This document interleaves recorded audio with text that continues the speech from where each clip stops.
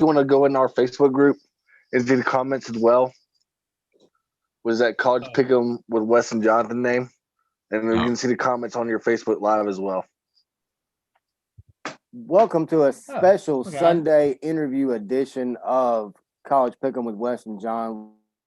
We are live today with the Coopers. I will let John do a little introduction for him. Go ahead, John. Okay, they are Mike and Matt Cooper from Bartlett, Tennessee, outside Memphis, from the 901. They bring up Bartlett High School athletics, and this is a special year for the Bartlett program. That's one reason I want to bring them on this year, because the football team, went to the semifinals of the state playoffs, and they were able to broadcast most of their high school games this year, with it being like we talked about, Wes, with it being a crazy 2019, 2020 with COVID. And I just want to bring them on. So Mike and Matt Cooper, welcome to the show.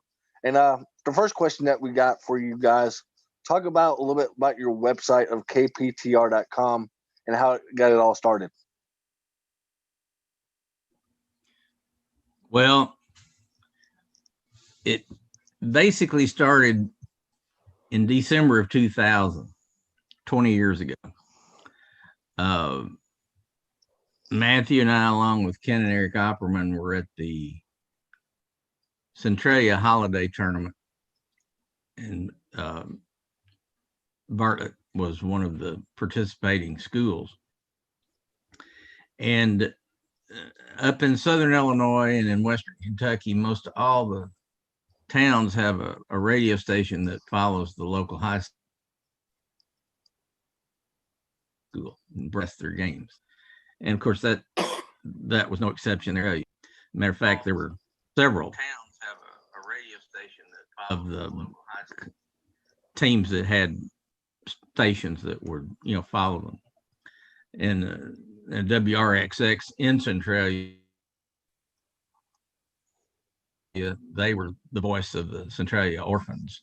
And so we got to know some of those folks around there, talked with them. And after Bartlett played in the morning session, we went over to McDonald's restaurant, which was just down the street from Centralia High School. The four of us, Matthew and then Ken and Eric Opperman and I went over there, and we began to talk about how we might do this, how it would be really cool if we could do it. Of course, in the bigger cities, in the metro areas, there's not as much of that, because you have more usually media presence for college teams, and in Memphis, of course, there's the pro team. So that's where most of the local media presence is. So we talked about it there, and we talked about it for the rest of the trip.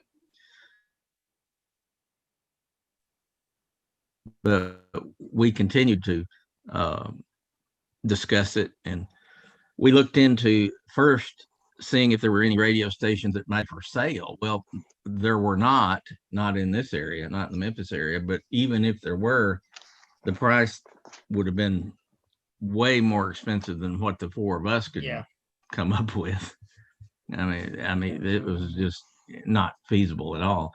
So the next thing we looked at was possibly buying time on a local station. But there were no stations that were interested in just having Bartlett sports. So that really was kind of put to bed, because it just wasn't there. So one day I was in my office, and I read about a new concept. By now, this was it was 2002, so we had been working on this for over a year. And there was a new concept called internet radio, and I'd never heard of it, and I read about it. And then there was a name at the end of that story of a broadcaster in Lexington, Kentucky, that they were trying to put together a network. And So I got his number. I'm from Kentucky, and I got his number and called him. And he, along with a broadcaster in Warwick, Rhode Island, were doing this joint venture. And they were looking for internet stations. And their main product they wanted to have was sports. And believe it or not, they were more interested in local sports, like high school sports, even though they would not turn down college or any other for that matter. Did you have? No, I was going to just say, I mean, think about how much of a different world it was back then. Internet radio being a new idea. I mean, there was no Facebook yet. There was no social media yet. There was, I mean, it was totally different. And now we don't even think about it. But back then, I mean, yeah, the options were so limited. And like you said, that things were so expensive. We didn't know what to do or how to do it. And then we got to thinking about it, and it just all kind of hatched and came together. And then, we just did it. So what we did, I called this fellow in Lexington, and then I also called the broadcaster in Rhode Island, and we signed on to become one of their network stations. So, now we had a medium to present our product. The challenge was going to be, no one knew what internet radio was. There'd never been, no one had ever heard of it, Of course, now there is no station that doesn't have a web stream. Or if they don't, they're pretty much not in competition. Let's put it that way. So it's as part of media today as anything else. As a matter of fact, I was talking with the general manager of a media outlet that I do some news work for, and he told me that he thinks that by 2022, which is just right around the corner, that ad sales from web streams will be bigger than what terrestrial radio is. And so, needless to say, it's as Matthew said, it's a different world today than it was 20 years ago. But since we had the medium, now we have, so I went, or Matthew and I both went to the coach of Bartlett at that time was Hubie Smith, and also the athletic director was John Harrington. So we met with them and we said, here's what we got. Do you think you'd be interested? And of course they were interested, because it was a brand new thing, and it was something that's going to help the school. So I've worked in media, in radio, for 47 years. So I knew a little something about how we're going to have to put it together. The only difference was we were going to have a website. And so we came up with the call letters KPTR. There was already a WPTR at that time. There was not a KPTR. And PTR is basically it's an abbreviation for Panther. Bartlett's the Panthers. So that's where that came from. And so the other thing, we were going to call ourselves, the four of us, the Bartlett Skybox crew. Now, where that came from, we had followed Bartlett sports for a long, long time before we ever started this radio thing. And we would go to football games and sit at the 22-yard line at the top of the stands, the four of us, Matthew and I and Eric and Ken Opperman. Well, we had a reputation for being very, very loud, being very crazy, exuberant. And if I may interject on that, it was the older generation that was really the louder of us. Yeah, we probably didn't act like the adults that we were. I mean, not that Eric and I didn't voice our opinion, we did, but there was some loud cheering and other concerns voiced towards officials from time to time from the older generation. But yeah, it was a well-deserved term given to us. So how it came about, it was a playoff game one night and Bartlett won, and the four of us were really cheering loudly, and as I said, the two adults were probably not acting much like adults. And a fan, and I wish to this day that I could remember who it was. I don't. But all these years that we sat up there, we always said we sat in our Skybox because it was at the top of the stands. And this fan in front of us turned around and called us. Actually, the fan said, "Well, it looks like the Bartlett Skybox crew has gone wild." That's where the name came from, and it stuck with us. And so when we went on the air, we thought it would only be natural to refer to ourselves as the Bartlett Skybox crew, and that's what it's been all these years. And I know we probably got to move on to the next question, but I wanted to tack on to what Jonathan said about this season, and that's what, going into this year being 20 years later, and with all the COVID going on, didn't know if there's going to be a season, didn't know if you're going to have the first game against CPA for Bartlett kind of came together last second. I mean, and Bartlett and CPA and Milan was good enough to host it. I mean, so we didn't know that was going to happen. And going on to do, Bartlett lost that first game against CPA, which they went on to win the state championship in their division. And Bartlett doesn't lose a game again up until they lost to Brentwood in the semifinal. But to think that was 20 years 20 years ago was the last time Bartlett went to the semifinals. That was a senior in high school. And we go off and play Nashville Glencliff. I mean, and they just smoked us. And then this time, 20 years later, here again, Bartlett's kind of coming up again. Got a great coaching staff, great kids. I mean, everything's coming together. And, you come up short against Brentwood, but in that game, Bartlett belonged in the field. I mean, that was a tight ball game. It's a great ball game. Came up short in it. But, I mean, just seeing how far they've come, not just in 20 years, but in the last 2 years with Coach Tucker. And it's just been really fun. So this year was great to be a part of that, 20 years later. Yeah, as far as the name is concerned, I'm glad that y'all's came easier than ours had. We're in the process now of changing our name, and our three minds have just been exploded with ideas, and like we've all three said, we're really probably kind of overthinking it, but it'll come to us whenever time is ready. All right, now let me ask you a question because I'm not familiar. Which one is Mike and which one is Matt? Just want to make sure. I'm Mike, the old man. Matt's the young man. Matt's the play-by-play. I'm the color commentator. Gotcha. Now, and I'm the sports director. And John's the sports director. Depending on who you ask, I might be Mike Matthew. I don't know. Matt, I'm going to ask this question for you, and then after this question, my second question will be for all three of y'all. Matt, how big of an honor is it to be able to work with your dad on the sidelines, game in and game out? And also, what are a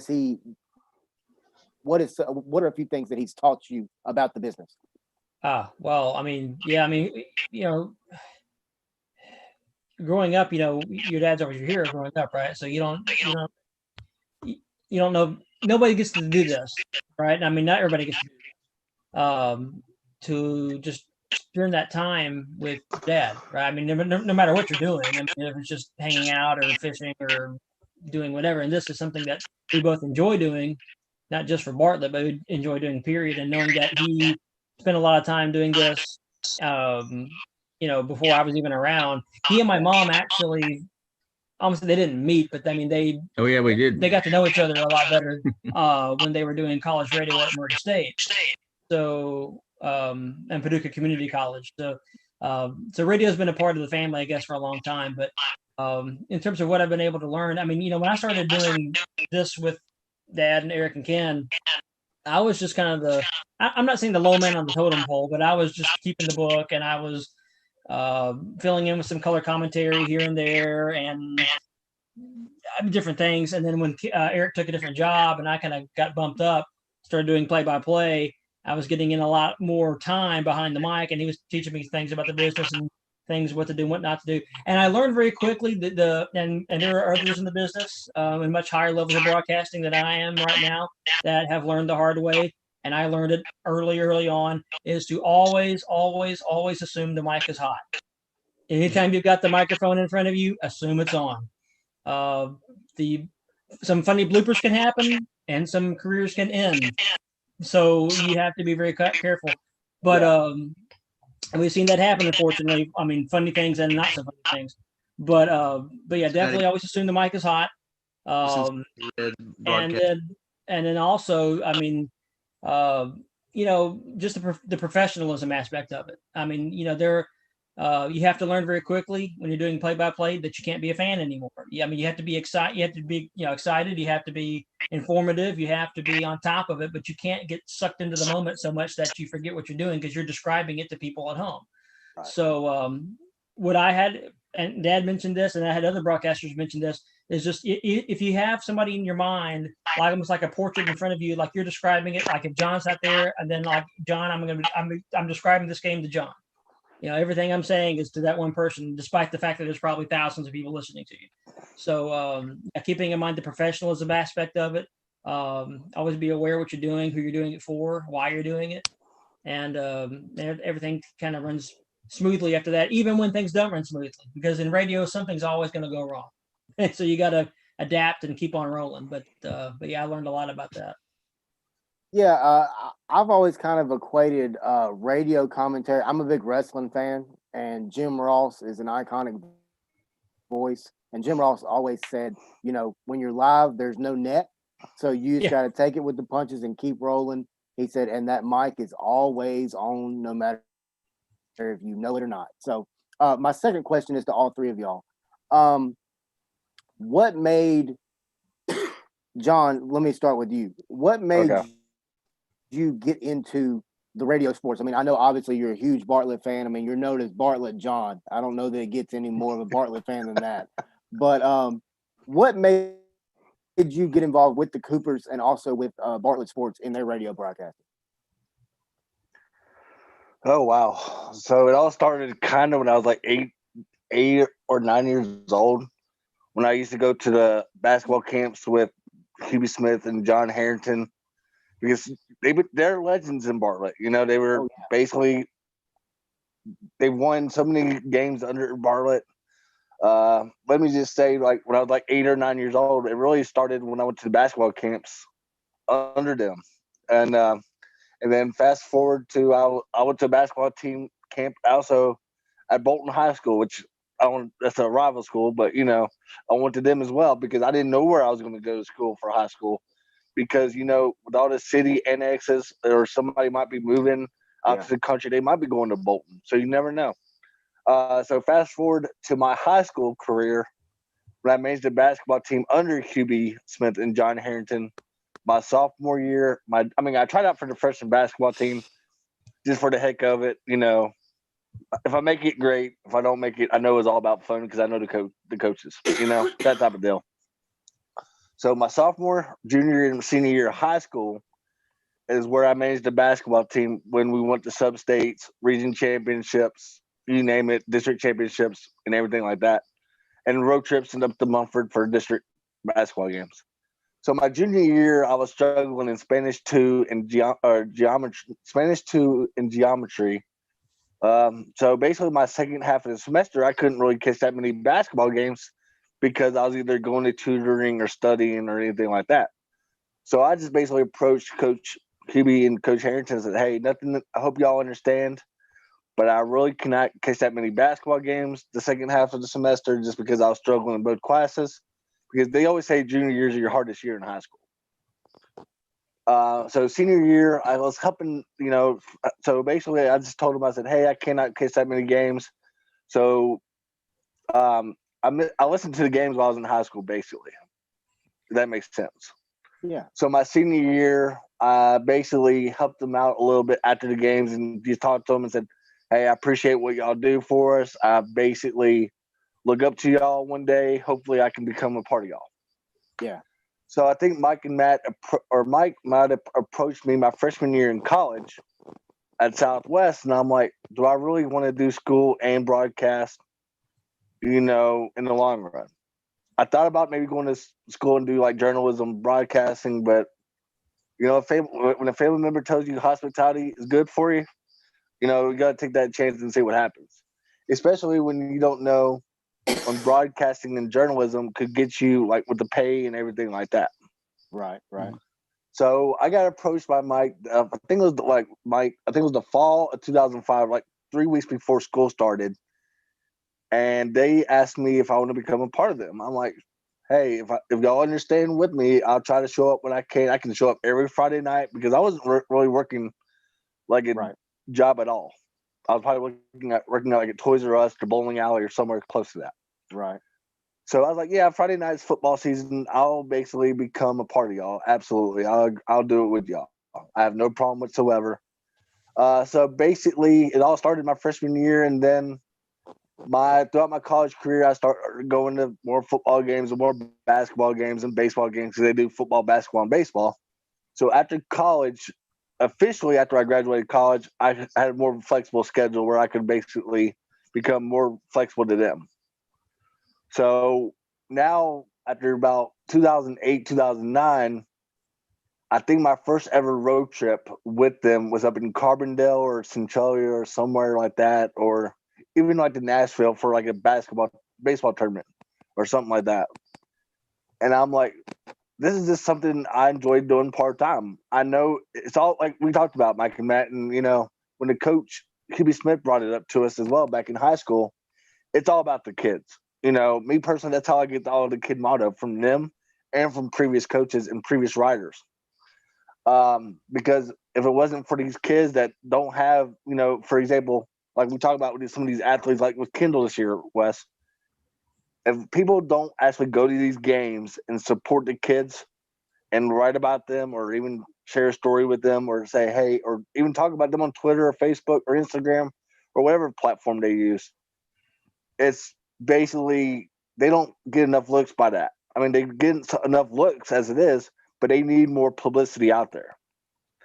So basically, It all started back in middle school or in high school and in college, and then now I'm just a sports director. So whenever I'm not actually at a Bartlett game, I'm actually at another game, giving them updates on like our next opponent. For example, if Bartlett's playing like Houston, for example, the week after, I'm going out to watch Houston, and I'm basically giving them the score update so they can bring that up on air. And then I'm also giving them some information on this team as well to get us ready for the next week as well because of that. So I've done baseball games, I've done basketball games, I've done football games. The only thing that we're really missing right now is me getting a football state championship on a radio. Hopefully it'll come up soon because we've done the Bartlett baseball state championship, and they have done a basketball close to basketball sub-state when I was in high school. So hopefully this year with the basketball team, with it being a crazy year in general, with the Shelby County schools not playing their basketball games, and basically maybe the best 4 teams out of the West are going to be battling it out for a sub-state game, and Bartlett could very well basically go to state this year. And it's on my bucket list to basically be a part of them as a Bartlett basketball. If Bartlett can make it to the state, I want to basically be part of this. We've done girls basketball because, girls basketball has gone to state under me, but we have not done a boys basketball state tournament. So basically it started about 2005, 2004. For 16 years now, I've enjoyed every single minute of it. And like I said, I'm the sports director, and I've done play-by-play. You'll be surprised. I've done a little bit of play-by-play. And I did a baseball game. Oh. Yeah, I've done a baseball game play-by-play before. I may have to scroll down the website and find that one, John. I may have to scroll down the website and find that one. But yeah, I actually did that one because they went to a wedding in Nashville. Mike's daughter and Matt's sister got married, Jennifer. So I did the play-by-play with my dad on a baseball broadcast before. I bet that was good. So Mike and Matt, what made y'all bring John on board? I mean, obviously we know John's very passionate about sports in general, but actually, wow, Wes, really? No.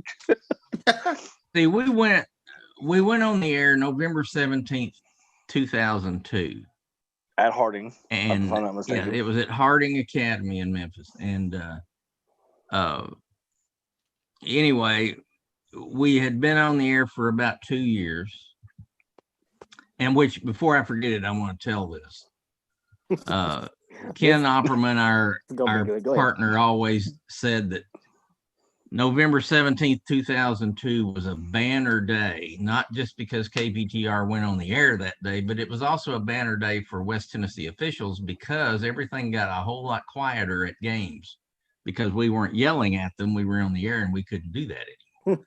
The officials appreciated that. But anyway, back to what we were talking about. 2 years after we had gone on the air, it became obvious that we were going to need some more help. Partly because Ken and Eric were taking on different job responsibilities. This is not the way they made their living, right, nor is it ours for that matter. But they were not going to be able to attend as many games as what we were doing. Because at the time we were doing upwards to 80 broadcast or 80 games per year between the three sports. And so we were talking, the four of us were talking, and they said, we need some help. And Ken actually said, you know what? John Sturtevant is a very dedicated individual, and he helps us out every time we turn around. He's doing something for us. He said, what do you think about getting him to be part of it? I said, well, it works for me. And so that's how it all came about. And, because, John can do things that we can't. And, he like going to games. He can go to other games and that kind of stuff. And then Terry, his dad, that's, they've done the actual broadcast when none of us could be there. And the one he was talking about the night our daughter got married, that was actually the sub-state.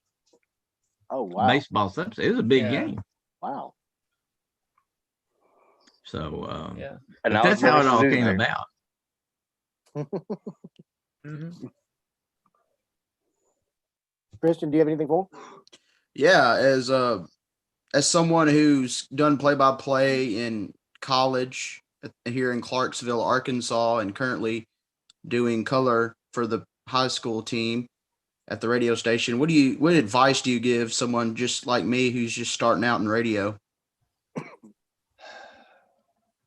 Well, I mean, we were talking about, when I first started doing some of this stuff and getting lessons from dad and different people. I talked to a few other people that had been in broadcasting. One of them is now still the play-by-play announcer for the Memphis Redbirds, the AAA affiliate in Memphis. And the one thing he always said was, whenever you have a big play, whenever there's something going on, that's like a defining moment in a game, if it's like a game-winning home run or a game-winning touchdown or a game-winning shot, I mean, maybe not even just game-winning, but it's just something that's really huge, and make the call, be exciting, and then let the crowd tell the story. Don't talk all over the moment. I mean, there's a point for that, but at the same time, let the crowd tell the story. That was big for me because if you cannot tell, I will talk all day. I like to talk. I like to explain. That's just kind of same. Yeah. So you feel me, Christian? I'm right there with you. And so that was one of the big lessons for me, was to let the crowd tell the story and then always be willing to learn. I guess it's kind of life in general, but I mean, I don't ever want to assume that I know everything because I don't. I can always get better. I can always learn. I'll listen to broadcasters all the time, not so much because I'm interested in their team necessarily. Just I want to hear how they do it. Okay, I'm gonna say this. So John, don't excommunicate me. I do not follow UT. I am not a UT fan. I am not anything to do with the University of Tennessee. I'm a University of Memphis graduate, so nothing. I'm not a ball anything. But I like listening to Bob Kessling. I think he's a good broadcaster. How he does games. He's an amazing broadcaster. He's an excellent guy. Yeah. The way he describes it is beautiful. I just wanted to be careful. I'm not crossing over any boundaries. I'm not going pro UT, but I love Bob Kessling. I think is excellent. And this is not really a advice thing. It's just a little nitpick thing. Whenever I've been broadcasting, and I've heard of other people do this, is when you're the broadcaster and you describe the team as we or us. Yeah, don't be biased. We are in the broadcast booth, right? Us, they are down the field, down the court. Yeah, that's like a little tiny little thing, but that to me is like a big professionalism thing. So, always be willing to learn. I mean, that's a big thing. All right, thank you. I've been doing this since 1973 when I was in the 9th grade. That's when I started, and I actually started in a broadcasting club at WKYX in Paducah, Kentucky, which, I know we're talking about sports, but, I'm still in WKYX every day in their news department. And I do all the work from here in Memphis, but I take care of stories in West Tennessee and then also stories even in West Kentucky and Southern Illinois. And I do a lot of writing for their news website.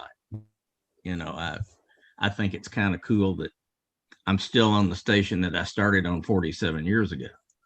But awesome. Matthew and I have done, and we do contract jobs for different stations, which we've done contract work for WKYX Sports. But with our Bartlett thing, the advice I would give, or to anyone for that matter, at whatever level you're on, is you love the team that you follow, and everyone knows how much we care about Bartlett Panthers. And so I'm sure you have the same feeling toward the school that you're covering, because that becomes very, very contagious. People will listen just because they love them too, and they want to hear how they're doing, that kind of thing. Right. And fans do listen, and especially the parents. And I was actually told by one parent this year that I was negative, but I think it just boiled down to I was kind of more used to breaking down the game instead of calling it from a homer perspective. But there's always room to learn, I guess. Well, and I'll say this. I mean, there's always a way to say something. I mean, there's always a way to say, they messed that up, as opposed, but not say it that way. Right. So the vocabulary is always important. But even then, I mean, like I say, you can be pro your team without being too Pollyanna, or with not being, negative. Like you can speak the truth about something. It's just maybe how we say it, as opposed to maybe just the words we say. But you bring up a good point, though. I mean, he was talking about it. If I'm doing a Bartlett game and they're playing Arlington, and Arlington is the big rival now. Okay. I mean, that's going to be a big thing. So I'm broadcasting for my audience. They're clearly going to be pro Bartlett. That's the way I'm going to broadcast. But at the same time, those kids playing for Arlington care about the game just as much as our kids do, and they mean just as much because they're competing. And so I'm not going to be derogatory or discount if they make a great play. I'm going to say it's a great play. Now I'm not going to say it with as excited of a tone as maybe with the Bartlett kid, but I mean, I'm going to give them as fair a broadcast because they deserve that. So I mean, it's you listen to, like, we listen to Kessling, we listen to you think of any great broadcaster you can think of. I mean, anybody that you look up to, that's the way they do it. Kellen with Ole Miss is a good one. I mean, I'm trying to think of a better example, but the guy down at Florida State, and I can't think of what his name is, but I don't know if y'all ever listened to him broadcast a Florida State football game, but it is beautiful. I mean, the guy is just amazing. Yeah, when you can you can do it in a fair manner, in a professional manner, at the same time still be broadcasting for, I want to say, but for your audience. You know who you're broadcasting to and for. Right. So I mean, yeah, there's a way to do that, and it takes time, just takes practice. I mean, but the people who have a knack for it, just like anything else, if you got a knack for it, you got a knack for it, and it's just honing your skills, honing your talent, just like any other athlete would do in their game. So I mean, if you'd asked me 20 years ago, I'd be doing this, I would have not believed it, because I was not that I'm a shy person, I'm not, but I mean, I just never would have thought I'd be doing play-by-play of any kind, and here we are. And I've had the chance to do state championships. I mean, big basketball games. I've seen some I mean, now NBA players in high school, I mean, and call the games, and it's just wild to think about. So yeah, you don't even know what chances you get. It gives you a chance to be yourself too. Chris Chioza. Yeah. And, of course, we had to, with what we put together, I mean, it was basically starting a station from scratch. And and that's where my broadcast experience, I guess, helped out somewhat, because like I had to, I had to do the engineering side. I had a couple of mentors of mine in Paducah that helped me on the engineering side. I had to go out and sell the ads. Mm-hmm. And we've got people, one of our advertisers with us today has been with us since day one. Yeah. And the other, awesome. The others have been around for over 10 years with us, I was going to add one other thing to that too. And, Christian, you and I had been kind of talking a little bit about these things too, and not to derail what we were talking about there, but in regards to we talked about, being able to learn and being able to continue to progress in our growth as broadcasters.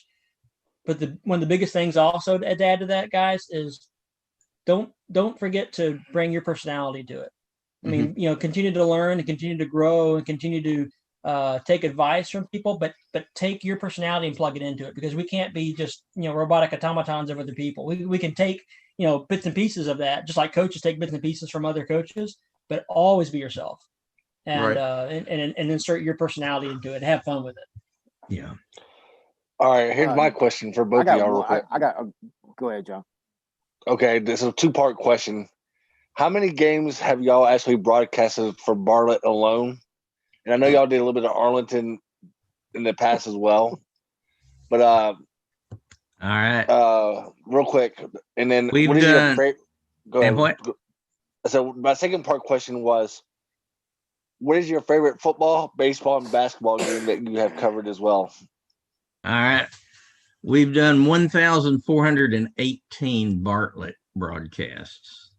Wow. We've done a total of 1,000. I think it's 1,659 sports broadcasts. So that includes contract jobs that we've done for other schools, and that's all. That's high school, college, everything.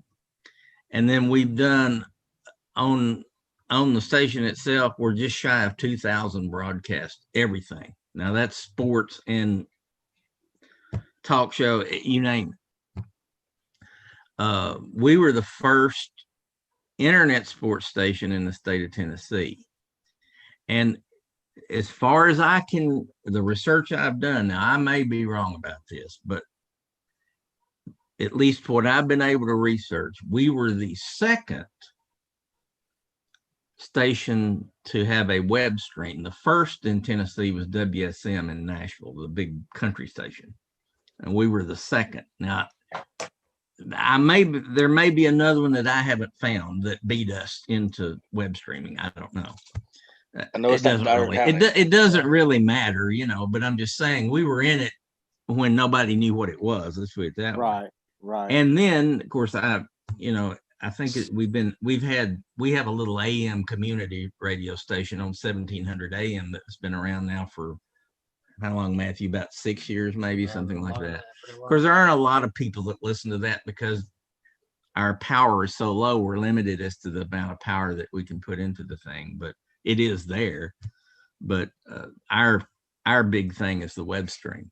That's what we started with, and in everything. So, but as far as which games are the biggest, I mean, I got 3 already. I'm going to share my 3. We'll see if they're the same. Baseball, it would have to be the state championship game in 2007 against South Doyle, where the Panthers won the state tournament. It has to be that one. Basketball would have to be, it was the regional semifinal about 8 years ago when Antoine Bell hit a 3 at the buzzer to win the game for Bartlett. They were down by 2 and he hit a 3. He was a Razorback. Yeah, that's why I brought it up. I remember that name very well. And then football would probably have to be this year when Bartlett just absolutely, I mean, they beat Collierville every way there was to beat them in the, I guess that would have been the quarterfinal of the state playoff. So, the football one would have been just a few weeks ago. But those would be my three, I would say, and I'll be interested to see what man. I brought up baseball just because y'all did do a 18-inning baseball game between Arlington and Germantown one day as well, right? Well, yeah. Now the story on that one, real quick. Bartlett and Arlington had both made it to the sub-state that day or that year, and Coach Chris Ring, who had been previously on the Bartlett staff, and we known him through that, had asked us ahead of time, hey, if we make it, would y'all be willing to do it if we, sold the sponsorships and paid y'all to do it? And so we thought, well, that's okay, because that wouldn't be under KPTR per se Bartlett. That would be just something we would do for them. So we thought, okay, well, Bartlett went to Collierville and had a Murphy's Law game where nothing went right, and we got run ruled. I mean, like the 6th inning or something. So got to Arlington on time and did that game, and it goes 18 innings and just, is wild. But so going to baseball, he already mentioned the state championship, which I've got to mention that. But on the way to that championship, Bartlett's playing Mount Juliet, and Jacob Wilson coming to the plate, and there's a runner on base already. And I'm thinking to myself, if he hits a home run here, does something, wild, they win the game. And he's the kind of kid that could have, sent it over the wall easily. And of course, he went on and is still playing AAA baseball now. But I said something to the effect of, maybe Jacob Wilson can have some late game heroics here or something like that. And lo and behold, he hits one out to right field. The kid from on base comes around and scores. And as Wilson is rounding on third, the relay throw from the outfield and go to the dugout, which by rule means that he gets to go to home, and that's the winning run. Wow. And it was just this big moment. Same kind of thing happened with the Arlington game that we did that Jonathan referenced. I went to 18 innings. The kid who ends up winning the game, a kid named Bug Cox, which is still my favorite baseball name ever. Bug was the starting pitcher, had been taken out once, put back in as a defensive player, taken out again, put back in the third time as a DH, and hits a walk-off home run. And I thought right before that happened, I've said, okay, he's done everything but hit the game-winning home run. And the reason I say that was not because I sounded, not to sound smarter than I am, but an advice that I was given by another broadcaster was always say stuff like that, because if nothing happens, nobody's ever going to remember it. But if something does happen, you sound like a genius.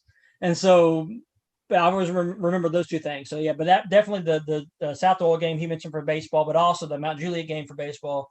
Football, he stole my thunder with Collierville. Not because Collierville, not because Bartlett dominated Collierville, even though they did dominate them in that game, but and that's not a slight to Collierville, because coming into that game just 2 weeks prior to that, Bartlett and Collierville go to overtime for the region championship. It was a totally different game. So I expected that to be just a knockout, drag-out, slobber knocker, Wes, to borrow one from JR. And it turns out to be just one where Bartlett completely took the game. And that was such a joy to watch, because there have been so many lean years that here Bartlett was really showing that they really belonged to be in that spotlight. And so I was really proud of them in that night. So that would be on football. And with basketball, again, he stole my thunder. Anthlon on that one. What was so great about it was that was not the first time that year that Anthlon had done that to Brighton. We had gone up to Brighton earlier in the year, and Anthlon had hit a 3-point buzzer beater from the corner to beat Brighton at Brighton. And so we played them again in the region championship. And on that game, he took a pass. Actually, there was a freshman, and John, you can help me. He started at Bartlett. Yes, Chris Chioza. Yeah. Chris Chioza was a freshman at Bartlett before he transferred to White Station. But Chioza had the inbound pass. Now with the Brooklyn Nets, yeah. Right. Did he play at Florida? Yeah, he went to Florida. Yeah. And what happened was Anthlon inbounded to Chioza, Then he cut baseline, cut up the middle, took a double screen from the free throw line. Chiosa gave it to him top side, and he nailed the three at the buzzer. And it was the most beautiful play. I knew exactly what they were doing because I was coaching freshmen with the then head coach, David Owen. I coached freshmen with him, and we'd run that play 1,000 times in freshman ball. And so as soon as they hit the inbound pass, I knew exactly what it was going to. He was running eagle, and oh boy, Antoine it was beautiful. I mean, it was the most exciting play I ever got to do. But yeah, that's definitely my basketball one also. Yeah, it was an interesting thing because we had we were talking about what we thought Bartlett might do. They were down by 2, and there weren't, I don't know, what was there, 4, 5, 6 seconds. There wasn't much time left. And we had actually Mr. Browning was on the air with us that night. A friend of ours, a guest commentator, was with us, and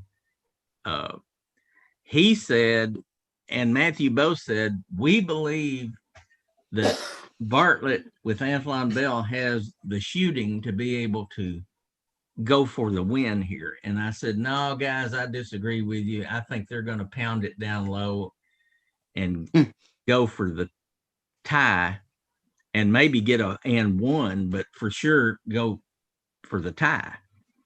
And so they run this play that Matthew said, and Antoine drains that 25-foot jumper. I mean, it was nothing but net. And of course the crowd's yelling, is going wild, and Matthew's saying Antoine Bell does it again, and Mr. Browning said, and you can hear him say this on his headset over the crowd, he said, told you. in mid shot, actually. Yeah, told you. But yeah, it was pretty wild. That was a good team back in 2011. They had a good team. Yeah, I'll give you my favorite games probably this year, or in general, real quick as well, before Wes has his questions, since I am part of the crew or whatever. Baseball, yeah, Matt and Mike nailed it on the counter, basically nailed it and said this outdoor game. And all the other sub-state games when we beat Houston or Collierville just to qualify for the state, because it's a privilege of just going to state in general. Because this outdoor game matched up an interesting game because Chad Zerker ended up going to Memphis, and play baseball. And he also faced one of his college teammates in Zach, or not Zach, but just faced a lot of college teammates in general. And then, the basketball game is all the, like Antoine Bell did the buzzer beater as well, like they mentioned. I'm going to go back to the Bolton Bartlett rivalry games in the basketball in the past as well. Because without Coach Abraham and Coach Hubie, those were not the same like they used to be now, for example. Because the rivalry, like they mentioned, the rivalry now is Arlington. Because the way those schools are expanding by enrollment now, those are basically the better memories now as well. And then I'm going to go with another throwback. When Bartlett played Cordova at Bolton High School, basically a 4 overtime game. The quadruple overtime game. Yeah. Tyler Harris basically fouled out in the first overtime, and it just showed that no team really wanted to basically play East with Penny Hardaway at Substate, that game, Wes. I mean, you blame them? And it was just goodness. Yeah, and then, it was just a nail-biter back and forth between two great teams and two great coaching staffs where nobody really wanted to go to East and play that game because it was East with James Wiseman and all them, But that was one of my best memories as well, watching Tyler Harris light it up for like 30 against us for like 4 quarters, and watching him succeed like he is right now playing at a college level, playing at Iowa State now. He was at Memphis, in the past. I know Bartlett's had so many great players play college ball, like Chiosa, Han Barrington, who went on to Hawaii and had a contract, somewhere overseas for a little bit, but I don't know if that worked out or not. But just talking about these great memories like Antoine Bell. Y'all are Arkansas fans now. Y'all Christian especially lives in Arkansas pretty much all of his life. Mm-hmm. Watching Antoine Bell and all these players play overseas or basically playing college basketball is one of the privileges of basically watching them grow up, covering them. And then the football, I'll go with the Houston game this year, especially the playoff game, because that went to overtime. It showed basically how much this program has changed in over the last 2 years with Coach Tucker as a winning program now. I know everybody talks about, yeah, y'all played the cupcakes and whatnot last year, but I'm like, I'm taking a 6-win season no matter what. The first year under Coach Tucker, just because of how many losing seasons we've had in the past under so many coaches. Yeah, and then this year going to overtime with Ben and Willis to go for Houston. Then Houston showed a lot of heart this year, especially without their star running back in Lincoln Pear, and to show that just to show how much Houston Bartlett football game is kind of like a rivalry game as well from the past when we were in high school, for example, Wes. I don't know if you remember that running back Abe Phillips back in the day, that big guy. Mm-hmm. But that was the Bartlett Houston game that reminded me of this year, this as well. But yeah, those are my 3 memories right there. That I'll tell you, kudos to that Stegall kid from Houston, because I mean he was playing both ways almost every down and did not get gassed. I mean, that kid was a warrior that night. Just as a show that's obviously we've had this show since September, so we're kind of growing week by week. What is some advice that you guys could give us 3 as far as our show in the future and everything else? Good question. Well, I mean, kind of like in broadcasting, always be committed to get better. Always be learning, and stay dedicated, because anything worth doing is going to be hard. I mean, there are and were times over the last 20 years where I would I'd really just rather not go to a game tonight because it's cold and wet, and I'd like to do maybe something else right now. I'm not paid a whole lot to do this, or I'm not paid at all to do this. But when it's a labor of love, when you really like to do it and you really enjoy doing games, and you realize that no one else is going to do this if you don't do it, it kind of keeps you focused on it.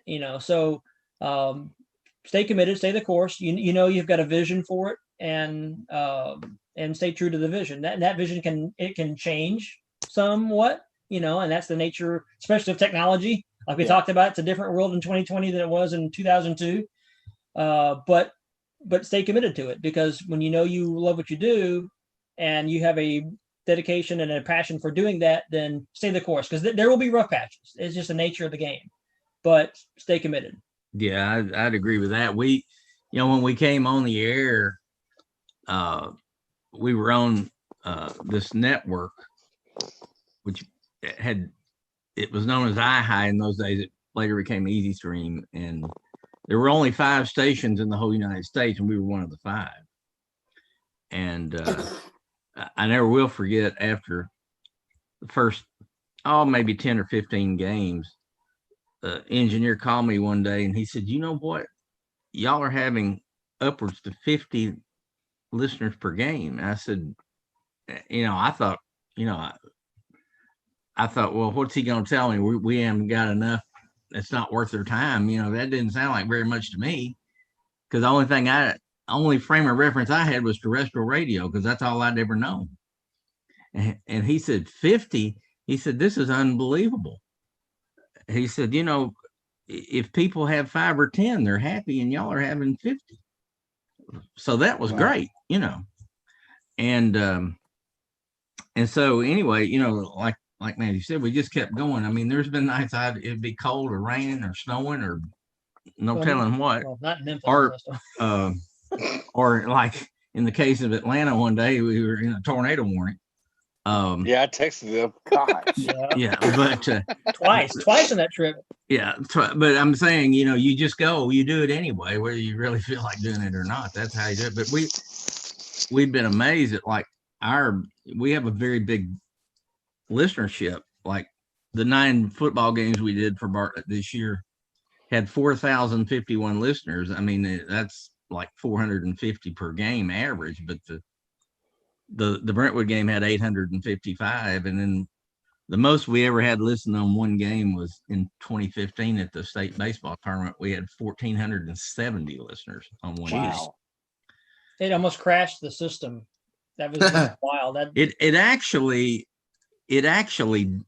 the day before we'd had 12 something, and it did crash it, and I had to call our tech in Seattle, and I said, look, we've got to have more bandwidth, and we got to have it right now, Yeah. And so they got it, Well, and one of the coolest points about this is that as you guys do this thing and you start to get a following and people who are loyal to it, it's the joy is getting to get the feedback, because that last state baseball trip, John Bolin, who now is in the Kansas City Royals organization, was the star pitcher, and that guy's an athlete. I mean, you talk about being the star, he's a stud, man. Quarterback, star forward in basketball team's ace pitcher.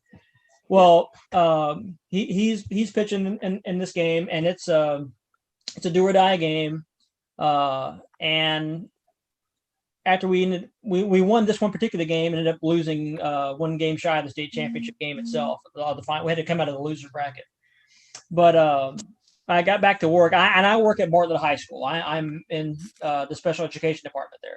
So I get back to work after the tournament, and everybody's telling me like how much they're listening to it. That the fact that they had the doorways open in the hallway, and they'd hear classrooms erupt upstairs because they were listening to it, and a big home run happened or something. And the people in the central office at that time, the central office was located at the high school itself, because we were in the midst of a renovation, and the people in the central office were listening to the game. And so everybody at the school was listening to the game while school's going on, which, I mean, I guess that's okay or not okay, but of course it is. But the fact that people, when speaking of snow, I think it's snowing here right now. Nice. Well, in Memphis, we may get upper atmospheric snow, but you just have to breathe the word snow, and people freak out. I had somebody ask me earlier this week, what the weather's like in Memphis, and I tell them, well, we only have two seasons in Memphis. We have summer and cold pre-summer. Yep. So that Well, a big snow in Memphis. Well, it doesn't snow a lot here, but I started that big snow in Memphis is one that you can see. Yeah, that's a big snow in Memphis. But now watch it do it this year. Now that we talked about how it does. They say 2020 wasn't be better. I would say just keep at it. I mean, it's taken us 20 years to get where we are. I feel like we've done about as good a job as we could do. With what we had to work with. You talking about shoestring budgets? I'm not even sure we have shoes. I mean, it's such a small budget, that we've been able to put this together with. We've got very dedicated sponsors. I will say that. Yeah. And we've been able to get enough through the years that we've been able to keep our equipment upgraded and everything. We don't make a lot of money, after everything's paid. But again, as Matthew says, it's more of a labor of love. We've never lost any money. Now, I actually, even in this COVID year, I don't think we're going to lose any money. It's going to get close, and we may end up actually, just when it's all said and done, we may make $5 for the year or something.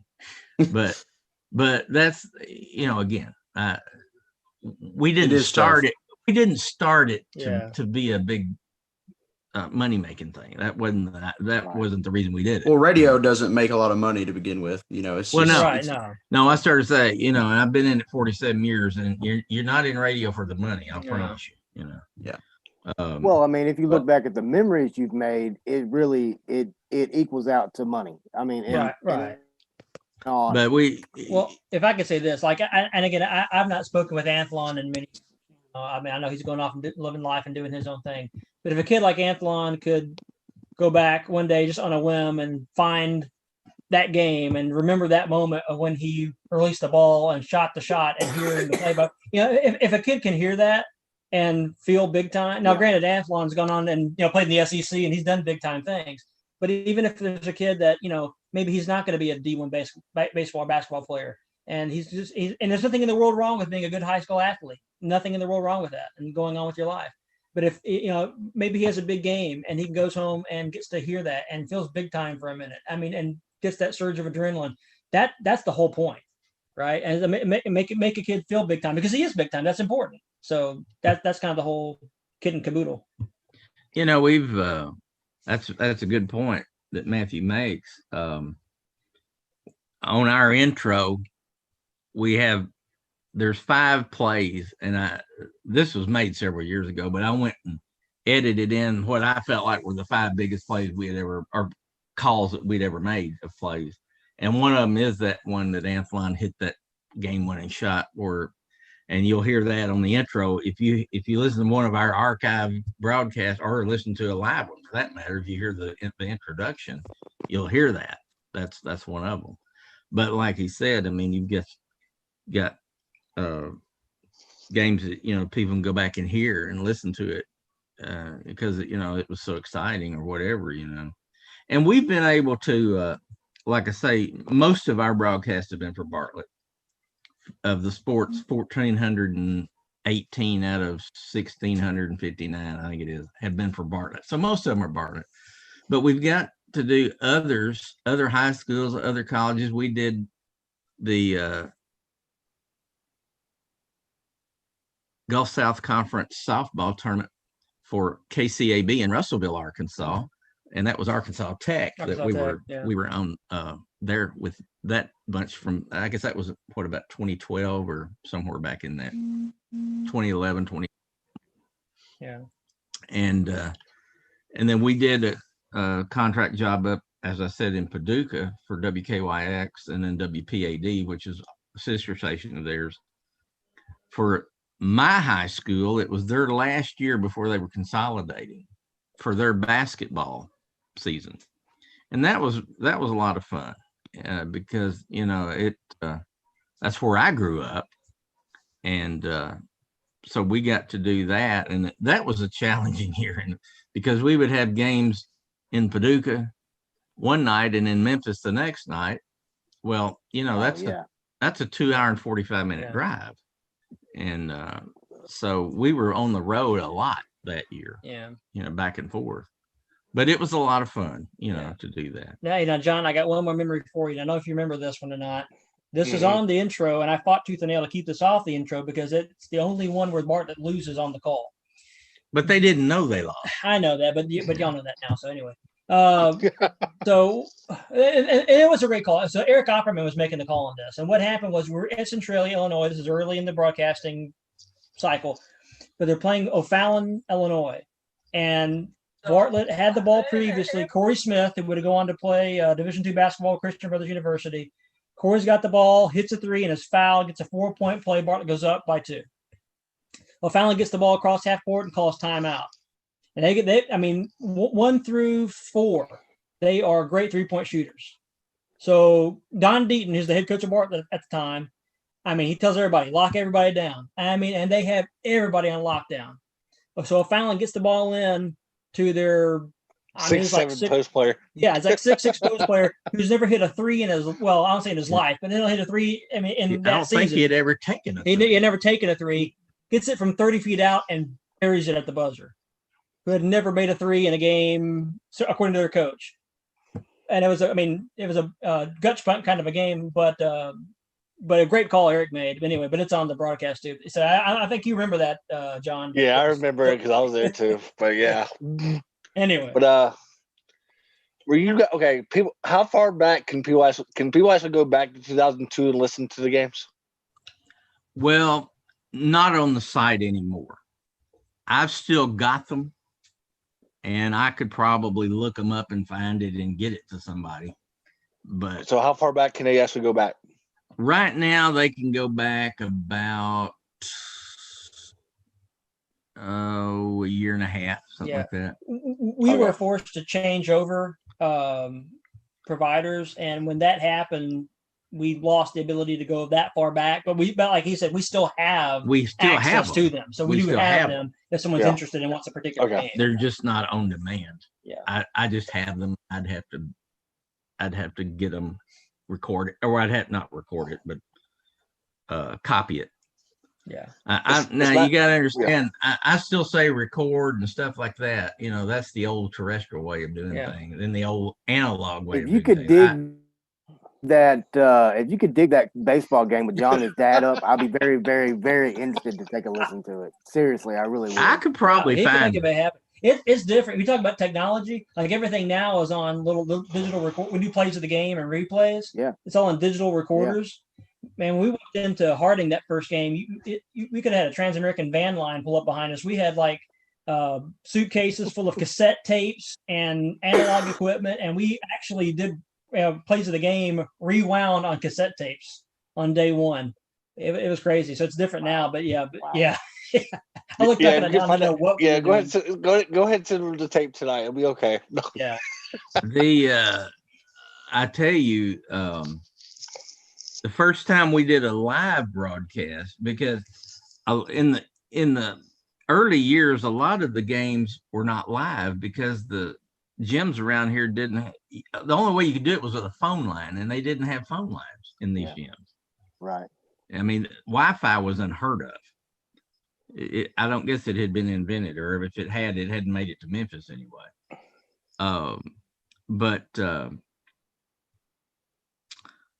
the first time we did a live broadcast, it was actually about the fourth or fifth one we did, but it was up in Kentucky at Benton, Kentucky, at Graftonville, Kentucky. And the Benton, Kentucky station, WCBL, the guys there, I knew them because I'm from Paducah. And they said, hey, y'all want to use our dedicated telephone line? And I said, sure. And so they let us use it. So we were live. That's the first live one we ever did. And Matthew, he mentioned earlier on this call about how you learn that if there's a microphone, you just assume it's on. And because we went to a commercial break, and he didn't realize we were still on the air, and he said something he wished he hadn't said. What and nothing bad. What happened was that Bartlett was playing Fort Thomas Highlands in Marshall County in the big hoop fest they have, and Fort Thomas Highlands went on like a 10-0 run to start the game, and Hubie Smith called a timeout immediately, and I announced that they call for time, and then basically just thought we were off the air, and we weren't, and I was like, oh Lord. But that got on the air. So yeah, I learned after that. Don't do that. So what's the furthest that somebody had listened? Wasn't it like in Russia one time? The furthest. Well, the furthest one now was actually was China. Yeah, the furthest one was China. Yeah. And the story with that was that I was still coaching freshman basketball back then. I was an assistant. And we had some new equipment, and Dad wanted to test it out. And so he broadcast one of our freshman games just to see if it would work. And one of my kids' dads was on a business trip in China and listened to it live on the other side of the world. And so that's when it dawned on me that we've got something that's kind of cool. Yeah, that was really cool. Now, as far as a terrestrial signal, and John, you were on this broadcast. It was at Houston one night. First time hearing this. Bartlett in Houston. I thought you knew about this. No. But that particular season, we did a partnership with KWAM here in Memphis, where they carried our Friday night broadcast as well as on our screen and on our 1700 AM. But KWAM's 990 AM, and they're a 10,000 watt station in the daytime. At nighttime, they're supposed to be, and they are 450 watts. So it basically pretty much just covers the Memphis area at night, and maybe a little further out. But they have two transmitters. Oh no! And they have a switch at sundown that switches from the 10,000 watt power down to the 450. Well, we were on at Houston, Bartlett in Houston that night. Or Nashville, and right. The switch failed. So instead of switching to the 450 watt nighttime power, they stayed on the 10,000 watt. Well, at night, 10,000 watts on AM will go to the West Coast. And so there was a station in Beaumont, Texas on 990, and they called KWAM and said, you might ought to check your power because your football game is covering up our local signal here in Beaumont. So there is no telling Beaumont, how far Texas that is went, a but we know it went to Beaumont. Wow. It went to Oh, that's Beaumont, right. Texas. So, John, they heard you on 990 that night in Beaumont. Yeah, that's right. Hey, Wes, I forgot. I actually did a play-by-play football game with another colleague. That's right, because they had a prior committee. I thought I was just doing baseball, but I also did a football game. Yeah, I did a football game too. That's the game we were talking about. Yeah. Man, Beaumont, Texas is not anywhere close to Memphis at all. That's impressive. Yeah. So, but now that, like I say, that wasn't supposed to. That was a malfunction in the transmission. Hey, we'll still take it though, right? Yeah. We'll take it now. Yeah. Of course, that's not as far as actually this man that's on that business trip was in Shenzhen, China, listening to his son play basketball in Bartlett, Tennessee. So that was cool. Wow, that was really cool. That's very cool. Go ahead, John. Well, that's all the questions I got. Well, guys, thank you very much for your time. It went a little longer than we said it would. That's just kind of how we are. You know, that's all right. We're kind of some talkers. But thank you very much for a great interview, great insight into not only radio but broadcasting, and then talking about the great memories that you guys have had over the last 20 years, and then also talking about crazy Bartlett John up there. Thank you guys very much for being on the show today. John, do you have anything for them in closing? No, it's just that like if fans, want to listen, just go to kptr.com, and as much as I'm not going to be there this year, they still do a good job without me, and it's been a fun ride with them. I just been crazy with them, being with them since that many years now. And like I said, if people want to listen, just go to kptr.com. Mike and Matt do an excellent job. They do both boys and girls games for basketball. They do baseball. They do football. Actually did one soccer game. Yeah, did one soccer game. And it's all about, to me, like we talked about like 35 minutes ago or how long it was, it's all about the kids. The kids need a lot of publicity these days because it's hard for these college right now, especially right now with COVID going on. It's hard to see college coaches come out to these games as well. Yeah. And the only way they're doing it right now is by Zoom calls or even watching on Huddle and everything like that. So if people just want to listen to their basically arch rival games, go to kptr.com. And we hope folks will listen because, especially for Bartlett right now, really good time because you talked about Coach Tucker and what he's been doing with football. Coach Reel has got a great program with the boys basketball going on right now. The girls basketball just taken over by Wes Shapley, who's a Bartlett alum. And a guy who knows hard work as a player. And he had Arlington absolutely rolling before he took Bartlett this year. So Coach Shapley is going to have the girls at Bartlett rocking and rolling in short order. So we hope everybody will be, cool. Listening in for that too. And hopefully we're going to have baseball this year. And Coach Stewart he's just done a great job. Every year they're competitive. So we only got to do 2 baseball games this year on account of COVID. And so, I'm hoping that we'll get to do that this year. We've quite honestly, let's see, we did 9 football games and we have done 10 basketball games this year. So, I'm glad we've been able to do that many with this COVID going on, Yep. So it should be fun. You betcha. Well, guys, for Kristen Johnson and John Sturdivant, I'm Wes Pruitt. Thank you guys very much for watching. Thank you guys for listening. We'll be back Saturday morning for another Pick'em show. To the Coop